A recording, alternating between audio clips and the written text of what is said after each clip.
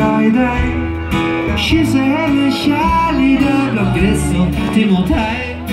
Det hva jeg kaller en smak av honning.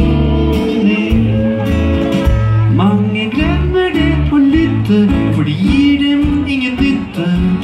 Kjøp og salg deres sang. Mammon sa kompanjer mann. Men hva blir det så igjen av det søte liv, min venn?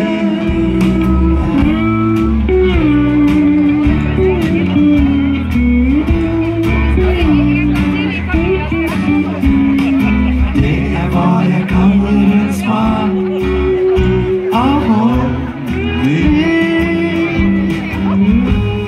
Og lytt til en stemme, en stille sommerkveld, hvor tonen så fin og myk og varm og sensuell.